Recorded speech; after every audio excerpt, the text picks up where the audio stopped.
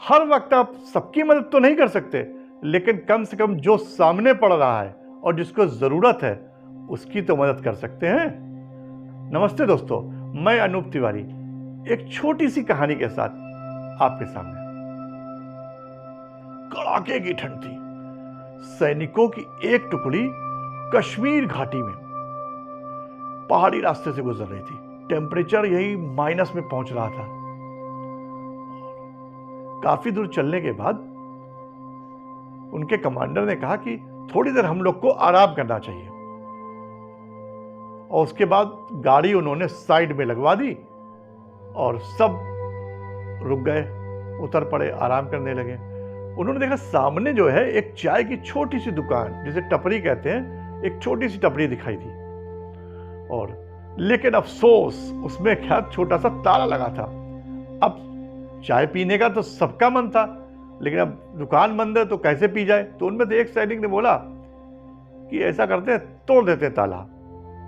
और दूसरे सैनिक ने बिना कोई जवाब सुने ताला तोड़ दिया, क्योंकि उसने ये कहा था कि अरे हम इन्हीं की सेवा के लिए तो है, अगर हमें कोई चोरी चमारी तो करनी नहीं है, सिर्फ एक कप चाय तो पीनी है, एक कप हम लोगों को। और उसके बाद सब लोग अंदर चले गए, चाय पी और उसके बाद बिस्किट खाए। और कमांडर ने सब सैनिकों से कहा तुम लोग चलो आगे। उसके बाद चुपचाप कमांडर ने अपनी जेब से 500 के 2 नोट निकाल के टेबल पर रख दिए सामने, और वो सब अपने रास्ते चले गए। अगले दिन सुबह जब दुकानदार आया तो उसने अपनी दुकान का ताला टूटा हुआ देखा, तो उसके वजह से होश उड़ गए, बड़ा परेशान हुआ। और अंदर आया तो अंदर तो उसको सब ठीक लगा, बस कुछ बिस्किट कम लगे। अब चूंकि बहुत छोटी सी दुकान थी, गरीब आदमी था, तो उसने कहा लो गरीबी में आटा गीला हो गया, बड़ा टेंशन में हो गया। तभी उसकी नजर सामने टेबल पर पड़ी, उसने देखा कि 500 रुपए के 2 नोट रखे हुए हैं। अब दुकानदार बड़ा खुश हुआ, क्योंकि उसको 1000 रुपए की बहुत ज्यादा जरूरत थी। और तब तक सेना की वो टुकड़ी वो भी वापस आ चुकी थी, और रास्ते में उसी दुकान में रुककर उन्होंने चाय पी। और उन्होंने देखा कि जो आदमी जिसकी दुकान थी वो बड़ा खुशी खुशी सबको चाय पिला रहा है, गाना गाते हुए पिला रहा है। तो उनमें सैनिकों को बड़ा आश्चर्य हुआ कि कल तो इसकी दुकान यार ताला तोड़ा था हम लोगों ने, और बड़ा खुश भी है। तो उसे और चाचा क्या हाल है? तो बोला भैया बहुत बढ़िया, कल मेरी दुकान में भगवान जी आए थे और उन्होंने मैं 1000 रुपए भी दिए। बोला क्या मतलब? अब सारे सैनिक उसकी बात ध्यान से सुन लगे।